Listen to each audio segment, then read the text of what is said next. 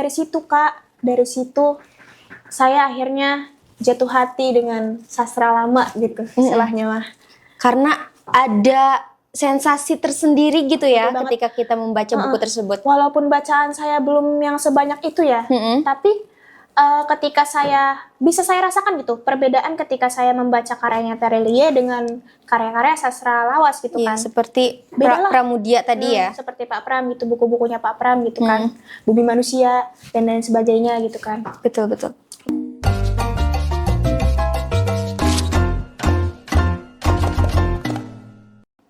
Halo, selamat datang di Biru Belistra, bincang seru, bengkel menulis, dan sastra. Podcast di mana kita akan menyelam dalam dunia yang mengagumkan dari kata-kata, cerita, dan kisah yang luar biasa. Di podcast kali ini, kita akan berbincang dan seru-seruan tentunya mengenai puisi dan novel dan yang lainnya yang seru-seru pokoknya.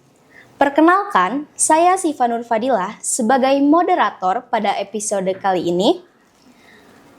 Nah, Sobat Belistra, pernah nggak sih kalian membaca sebuah novel atau puisi yang begitu membekas sampai membuat kalian ikut larut dalam ceritanya? Bahkan, setelah membacanya kalian jadi terinspirasi untuk menulis karya tersebut. Oke, dan tentunya saya tidak sendirian karena sudah ada narasumber yang akan menemani berbagai cerita dan pengalamannya bersama kita. Di sini ada Teh Niam. Halo Teh Niam. Halo. Apa kabar? Kabar baik, alhamdulillah. Teh. Oke. Gimana nih? Apanya nih yang gimana? Semester ini gimana? Aduh, semester ini mantap lah. Mantap ya? Ya. Oke. Bismillah IPK naik. Amin. Amin.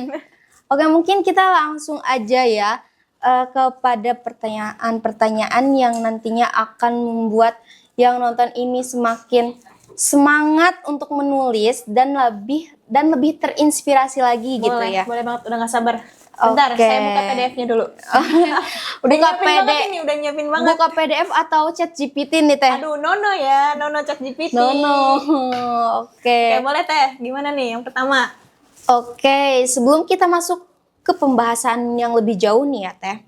Aku penasaran sih. Sejak kapan sih Teh Niam sudah mulai tertarik membaca novel atau karya sastra? Nah, lanjut dulu ya. Oke, boleh. Apakah memang sudah suka membaca sejak kecil? Atau justru ada momen-momen di mana ketika membaca, oh, aku suka nih. Berkesan gitu ya? Iya, berkesan nih membaca tuh. Oke. Gimana? Menarik ya pertanyaan pertama. Sepertinya ini akan cukup panjang jawabannya. Tidak apa-apa kan? Tidak apa Teh Niam? Iya, jadi jujur saya suka bercerita. Jadi dengarlah inilah cerita saya, asik. Dengarlah inilah ceritaku. Benar. Oke, maaf ya kalau misalkan nanti di ceritanya ada beda aku atau tiba-tiba nanti jadi saya gitu. Oh, gak apa-apa. Oke. Boleh. Jadi biar lebih akrab, semoga sampai seterusnya pakai aku terus ya. Nah, amin. Oke, di sini awalnya ya untuk membaca sebenarnya aku tuh bukan dari keluarga yang ada budaya untuk biasa membaca gitu, enggak. Iya. Tapi sesekali aku tuh waktu kecil ya sebelum atau pas SD itu ngeliat bapakku yang sedang membaca buku gitu kan. Nah di situ tuh aku kayak berpikir gitu, kok ada sih orang yang mau duduk atau berada di satu tempat selama waktu yang lama gitu kan, entah berjam-jam atau walaupun menit gitu kan ya, dia ada di tempat yang sama cuma untuk mantengin sebuah kertas yang dia bolak-balik gitu kan. Iya, betul. Apa sih yang sangat menarik dari kegiatan seperti tersebut itu? Yeah. Nah di situ aku mulai terbesit, oke deh aku coba gitu kan. Waktu SD tuh memang koleksi buku di rumah itu punya bapakku kan. Itu kebanyakan buku-buku Islam, kayak Islami banget gitu ya, kayak religius banget gitu. Iya. Kayak kisah-kisah para nabi, terus ada beberapa tuh yang kayak hadis gitu kan, kumpulan hadis dan lain sebagainya, atau cerita para sahabat gitu kan. Karena memang ayahku juga bapakku dulu pesantren gitu kan. Jadi ya cukup banyak buku-buku yang berbau Islam di rumahnya. Nah, di situ aku mulai jadi buku yang pertama kali dibelikan memang bukan buku yang berbau dengan Islam. Tapi waktu itu aku ingat banget bapakku pernah belikan aku buku mewarnai gitu. Nah, bukunya itu tuh Teh Siva tahu nggak sih buku yang alfabetnya itu dia garis-garis putus. Nah, nanti kita sambungin gitu. Iya, tahu. Itu ada buku di jenjang TK, kalau nggak salah.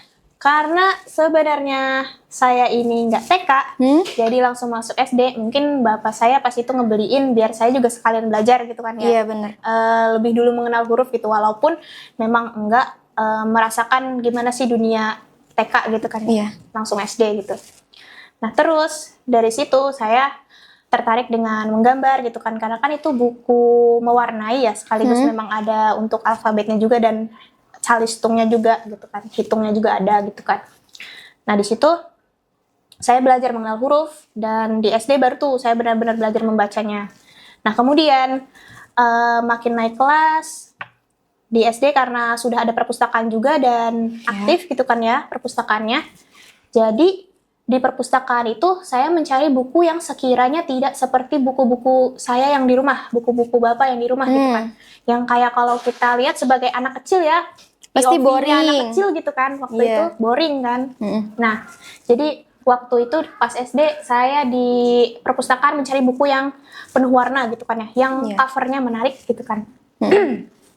Terus saya temukan lah tuh, kalau Kak Siva pernah baca ya, itu namanya buku KKPK. Kecil-kecil punya karya. Iya. Nah, itu salah satu buku-buku yang pertama kali saya baca waktu SD. Itu berjalan cukup lama ya, karena buku-buku itu tuh ada satu rak gitu ya, yang mana itu isinya buku KKPK semua, dan hampir saya habiskan semua gitu tuh, satu rak itu. Bukan satu rak sih, bukan satu rak dari atas ke bawah. Tapi ya. satu baris dalam iya. rak itu. Satu baris dalam rak itu. Oke. Jadi saking saya terinspirasinya ya oleh buku KKPK ini nih, saya sampai punya cita-cita, oke lah, setelah saya jadi orang dewasa nanti saya mau menulis dan juga membuat buku seperti ini. Karena waktu saya kecil ya, saya lihat yang nulisnya juga emang masih seumuran dengan saya gitu kan. Banyak yang masih kecil, karena kan memang itu seriesnya yang diperuntukkan untuk kecil-kecil punya karya, ya memang anak kecil gitu yang menulis cerita tersebut gitu kan.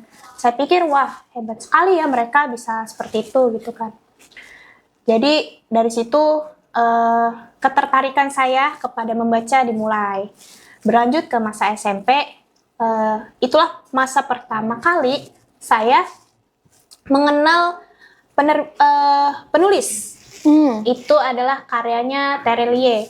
Buku pertama Terelie yang saya baca, saya ingat sekali, itu judulnya Daun yang Jatuh Tak Pernah Membenci Angin. Kemudian berlanjut ke novelnya yang lain kayak Hujan dan lain sebagainya, series Bumi. Walaupun saya membacanya loncat-loncat ya, dari series Bumi, karena pada saat itu saya nggak tahu, oh ternyata yang pertama harus dibaca tuh Bumi loh. Tapi pas itu yang pertama saya baca itu Bintang, ternyata itu series keempatnya. Iya. Nah terus udah gitu berlanjut tuh ke masa SMA. Nah di masa SMA ini saya kelas 10-nya ke pondok pesantren. Di situ total tuh Kak, saya enggak bisa baca banyak Wattpad, berinteraksi dengan baca Wattpad juga. Oh ya, saya lupa. Di masa SMP juga saya udah mengenal Wattpad kan. Oh iya, SMP. Jadi pas masa SMP tuh kayaknya itu lagi booming-boomingnya Wattpad nggak sih Kak? Iya benar. Pada saat itu di daerah saya juga lebih banyak yang tertarik membaca Wattpad daripada novel gitu. Nah, buku fisik kan ya? ya? Benar.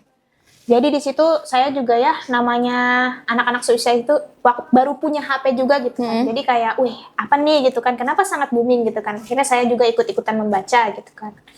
Nah, di pondok pesantren ini, saya sudah tidak bisa lagi berinteraksi dengan pet gitu kan. Tidak bisa lagi bacanya ceritanya, karena Iya. tidak diperbolehkan bawa HP, jelas kan ya, pondok pesantren gitu kan. Terus, setelah itu, eh, karena saya tetap suka membaca gitu kan, ada seorang teman saya pada waktu itu dia membawa novel gitu kan. Karena jujur sebenarnya saya tuh bukan tipe orang yang mau beli buku gitu loh. Karena memang rasanya uang untuk jajan pun pas-pasan gitu ya. Pas-pasan, Jadi iya. ya paling apa ya? Paling niat ya minjem punya temen gitu kan. Mumpung ada temen yang punya gitu kan. Jadi pas itu saya minjem dan saya baca gitu kan. Sebenarnya nih di pondok saya itu nggak dibolehin Kak, nggak dibolehin buat Membawa novel. membawa novel. Oh. Tapi larangannya itu bukan larangan yang keras gitu. Sebenarnya sah-sah saja, boleh-boleh saja, asal tidak mengganggu pembelajaran. Nah, mulailah saya membaca tuh pondok. Sampai keinginan untuk menciptakan tulisan saya pada waktu itu sangat membucah gitu kan ya, sangat tinggi gitu kan.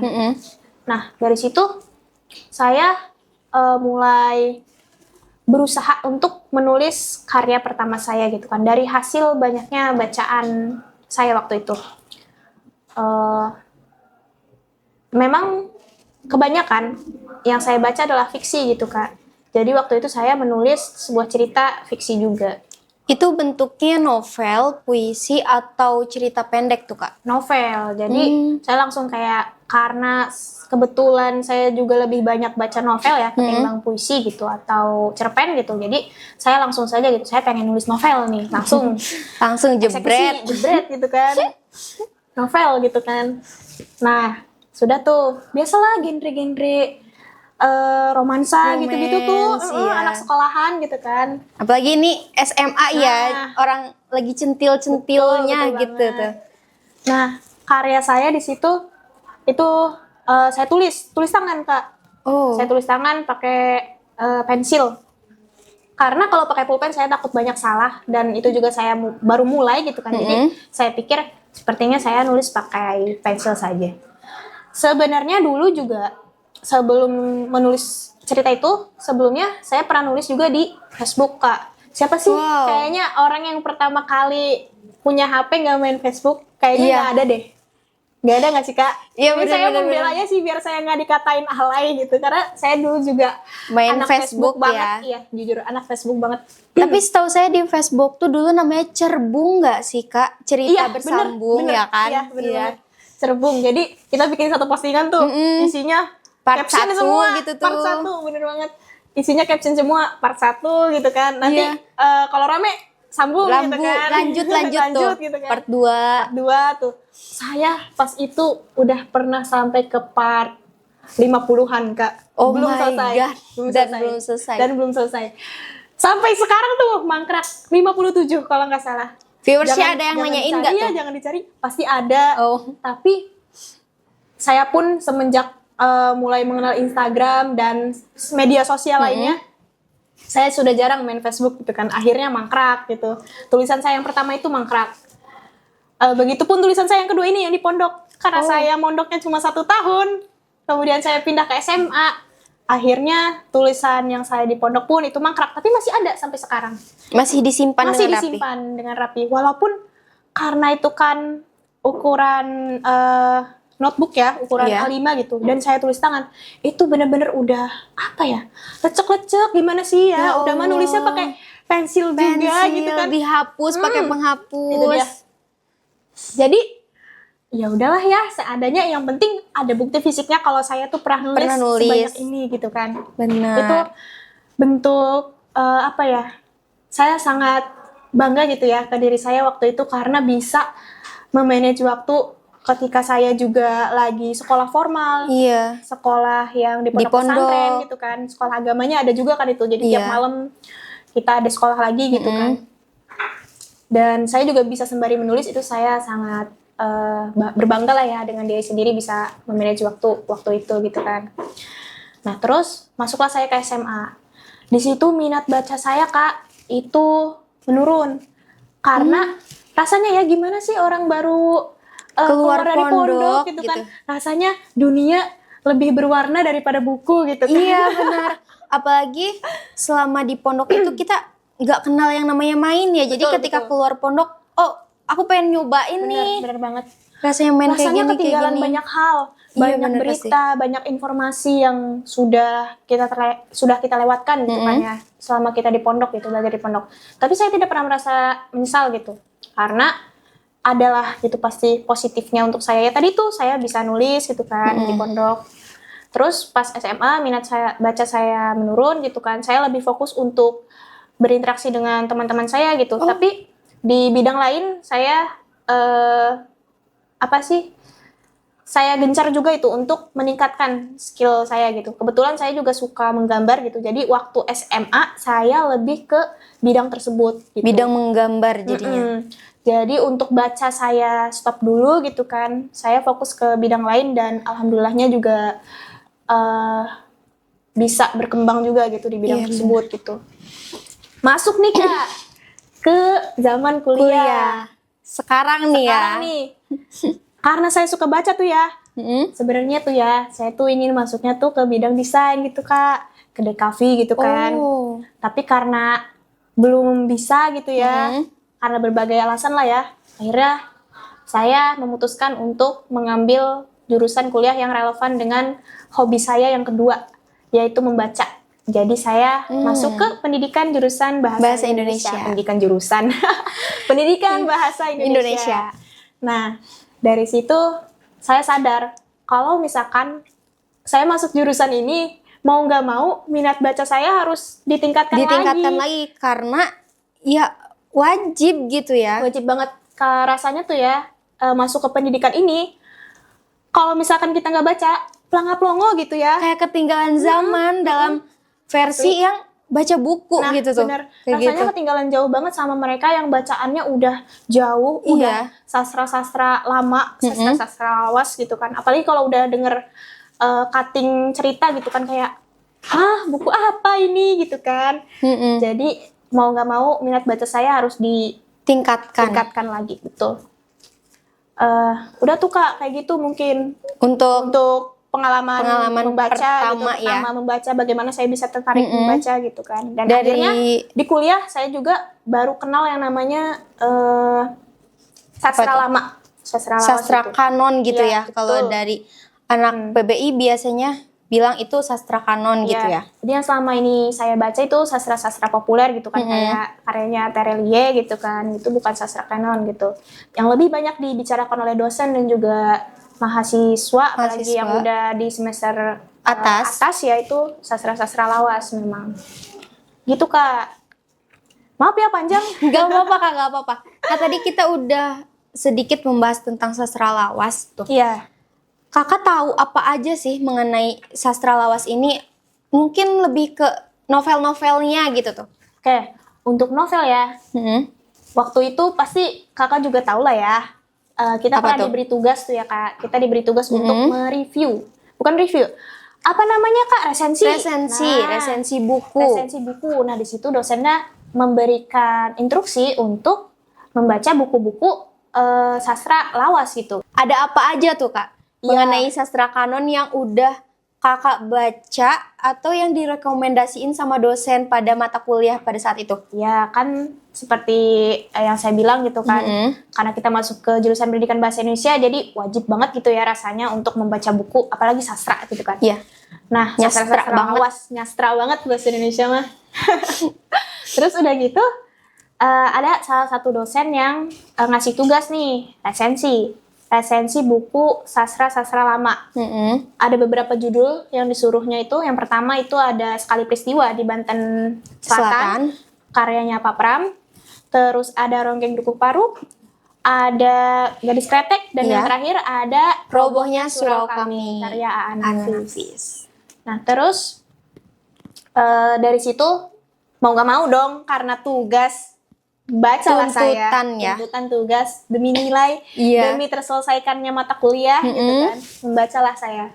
Demi menambah ilmu pengetahuan juga pastinya ya. Tapi dari situ Kak, saya akhirnya jatuh hati dengan sastra lama gitu istilahnya mah.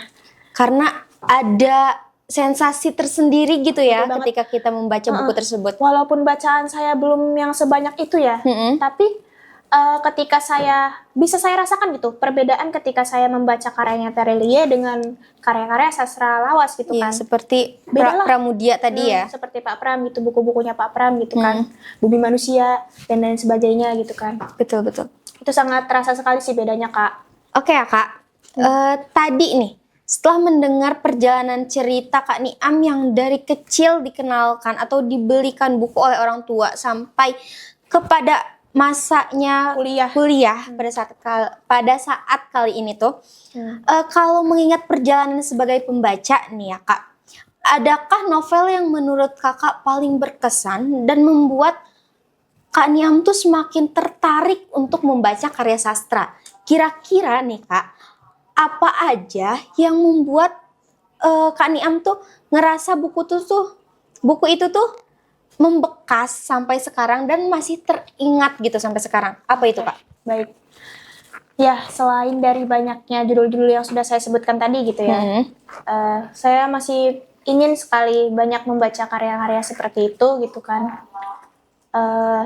Tapi kalau misalkan ditanya yang berkesan gitu ya, sebenarnya karena bacaan saya juga belum banyak ya, seperti yang saya bilang tadi, saya juga masih hunter lah gitu ya, memburu buku-buku sastra lama nih gitu kan. Jadi untuk bacaan yang baru banget kemarin selesai gitu ya, beberapa bulan lalu gitu kan, ini saya bawa nih Kak. Wah, buku apa itu Kak? Ada dua Penasaran di sini. banget nih. Ada buku, satu bukan sastra, satu lagi sastra.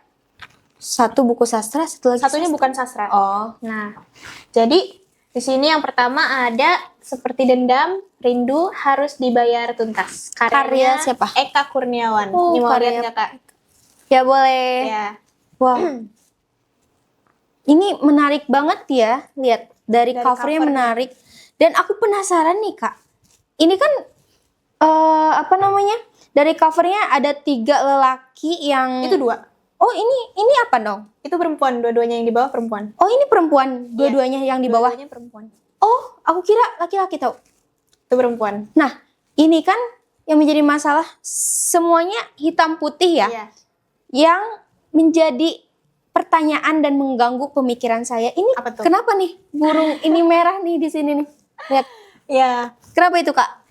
Ada korelasinya dengan cerita di dalamnya atau gimana nih, Kak? Oke, akan saya jawab dengan satu kalimat. Kalau misalkan buku novel ini mau disingkat dengan satu kata, buku ini tuh tentang burung, Kak. Wow, tentang burung. binatang ya. Kenapa tuh, Kak? Sepertinya bukan burung seperti yang Kakak pikirkan. What? Boleh Boleh. pegang. Ini, Kak. Jadi, Kenapa tuh? saya bacakan blurbnya dulu ya. Boleh.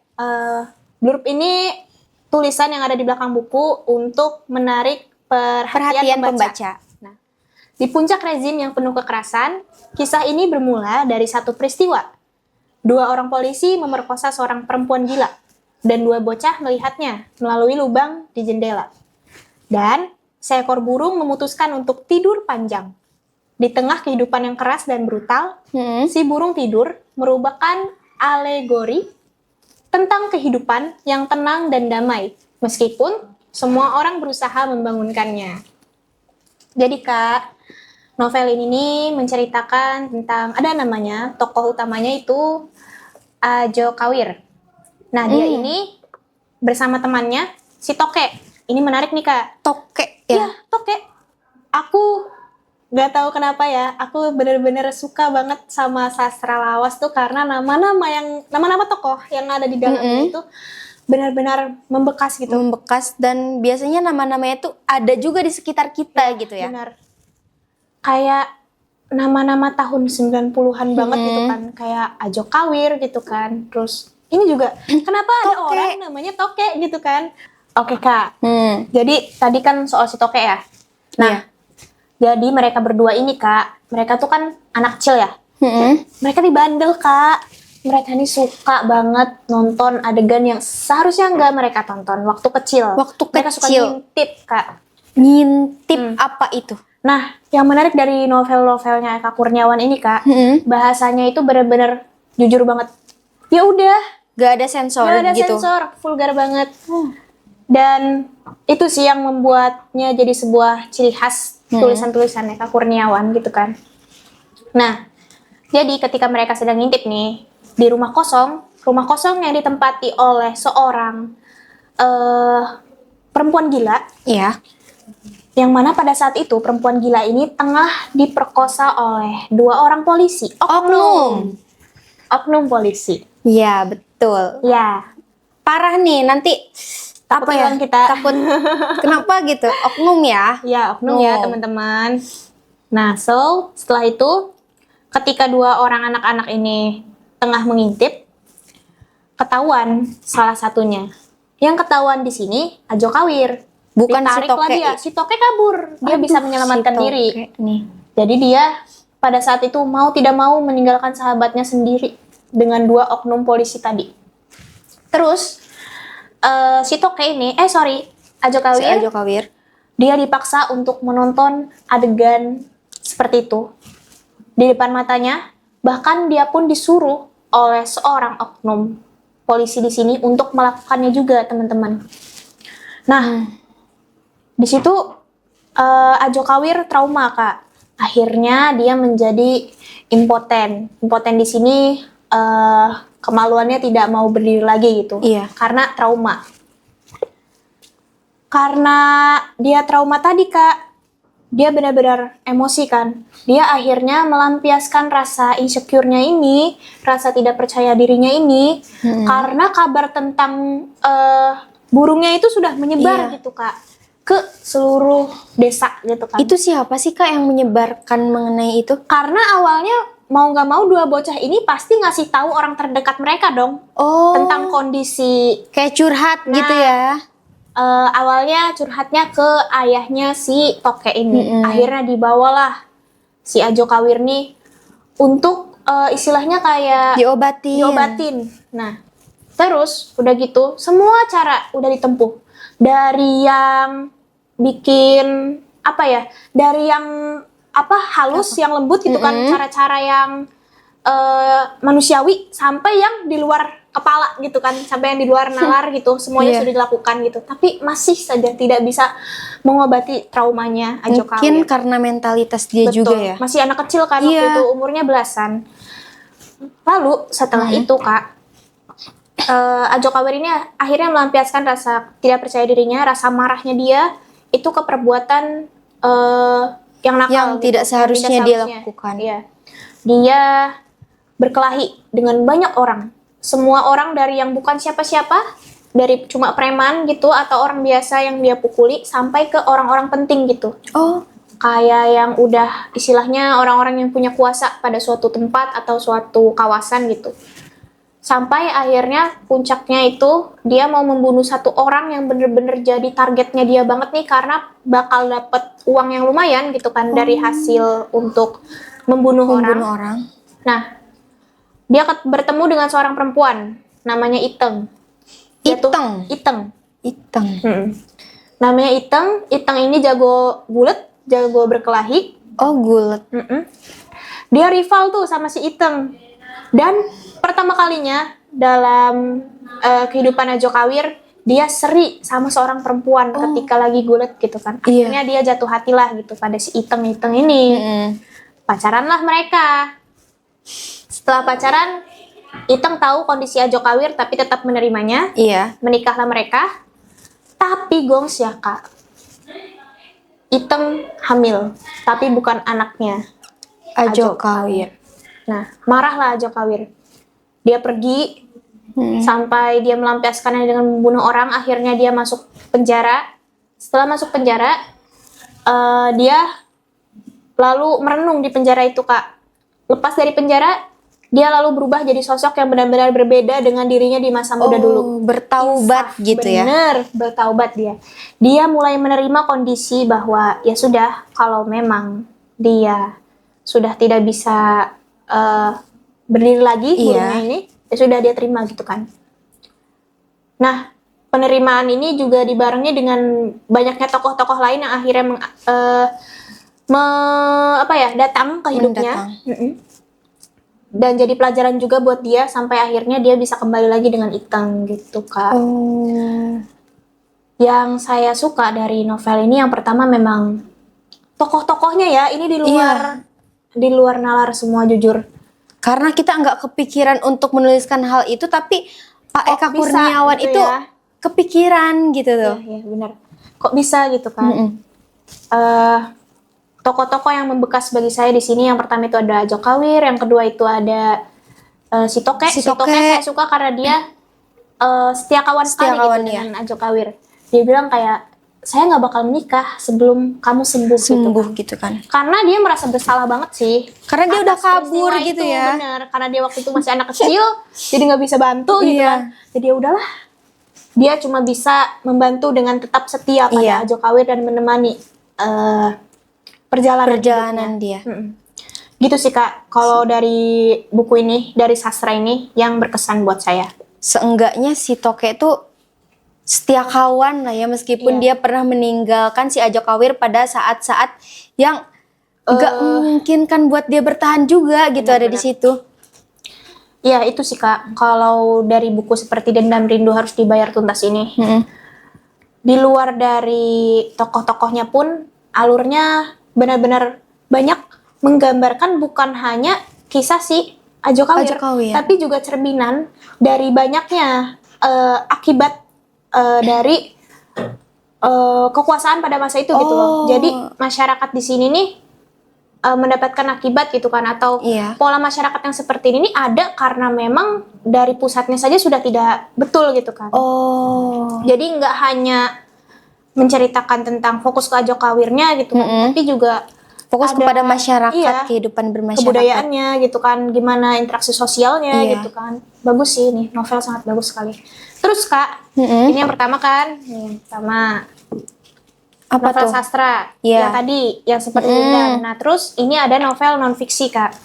Novel non-fiksi. Iya. Saya tidak tahu ya sebenarnya ini bisa dikatakan novel atau tidak ya. Tapi ini isinya tuh soal menceritakan satu tokoh, namanya Vlad Cepes Vlad 3. Saya nggak tahu pengucapannya yang benar seperti apa, tapi dia dikenal itu sebagai Count Dracula.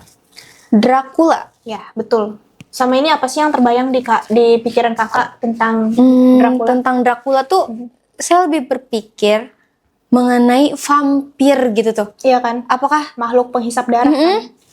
Saya mengira awalnya novel ini adalah novel fiksi. fiksi karena nggak terjadi gitu ya? Iya. Saya kira kan kayak Dracula. Oh, ini kisah fiksi nih. Berarti tentang makhluk yang haus darah nih. Iya, gitu karena kan. kita mikirnya juga gak mungkin gak sih ada vampir di dunia nyata Nah, gitu itu. tuh. Ternyata setelah saya baca Kak, ini kisah nyata. Ini adalah sejarah. Dracula itu benar-benar ada orangnya Kak. Benar-benar hidup pada zaman penaklukan Perang Salib. Oh, Konstantinopel. Iya betul, Konstantinopel.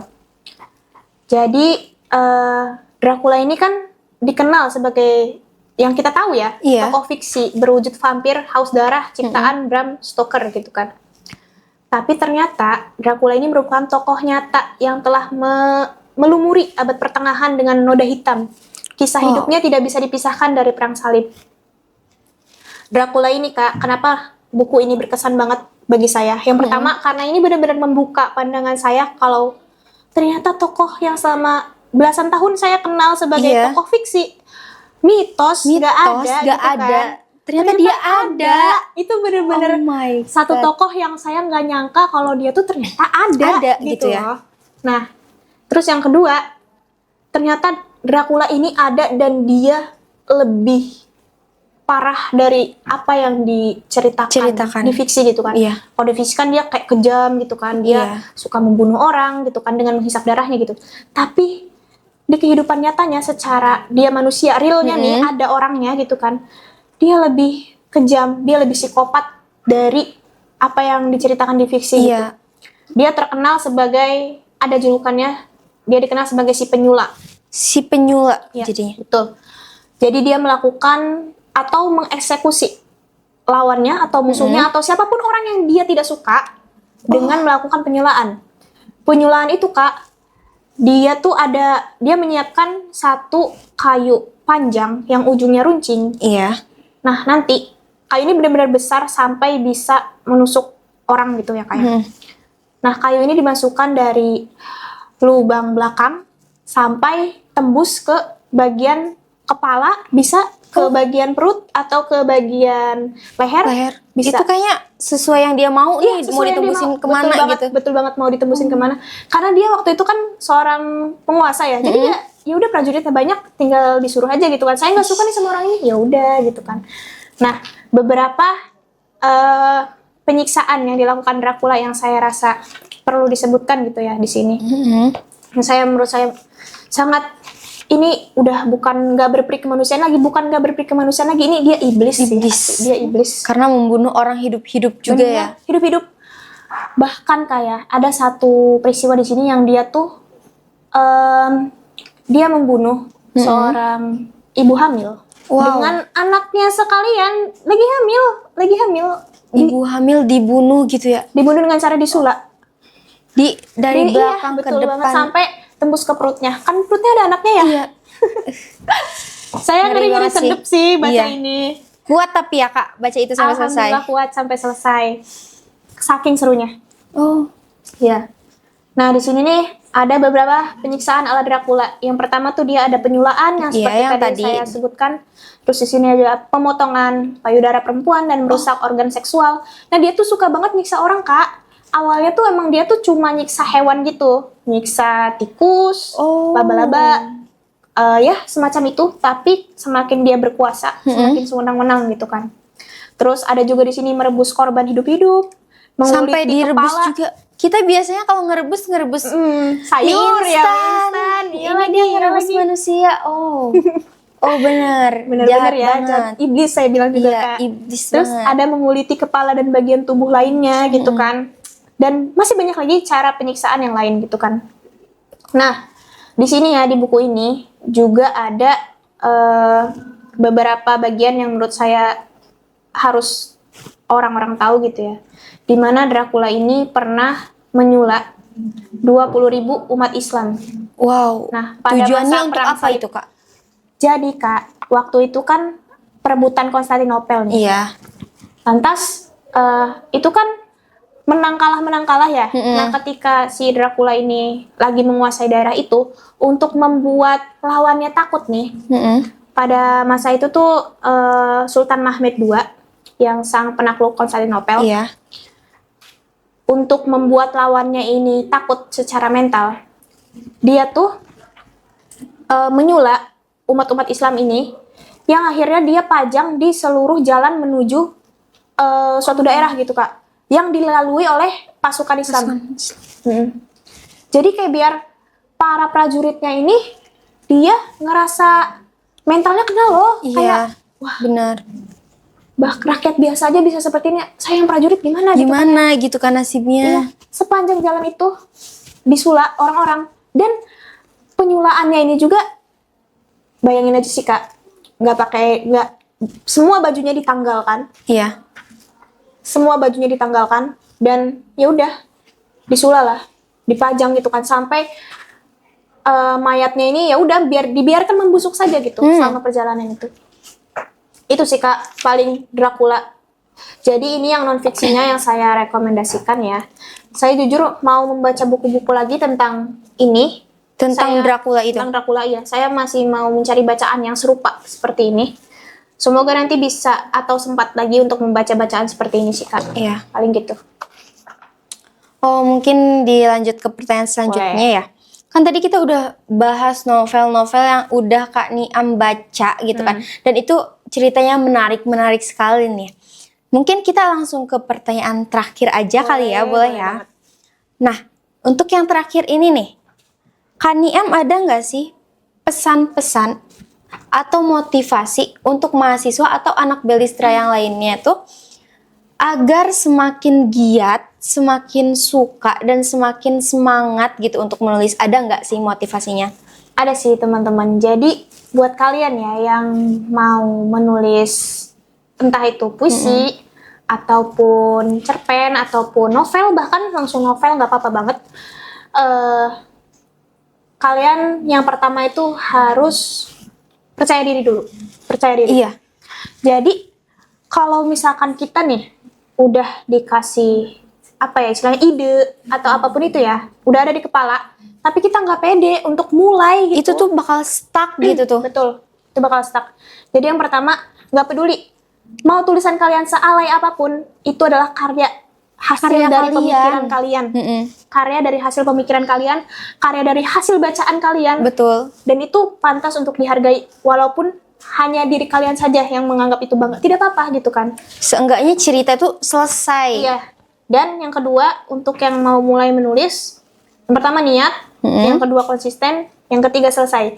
Jangan dulu kalian memikirkan kayak gimana ya agar saya tuh bisa membuat tokoh yang sangat berkesan, atau gimana ya cara biar membuat plot atau alur yang tidak terduga gitu, atau ending yang sangat menakjubkan gitu kan. Tidak perlu memikirkan sejauh itu, karena sebuah karya yang baik adalah karya yang selesai. Betul Kak. banget. Nah, Oke, dikit lagi. Ini karena apa ya? Penulis-penulis juga ya yang punya karya sangat banyak gitu ya, karya-karya yang terkenal.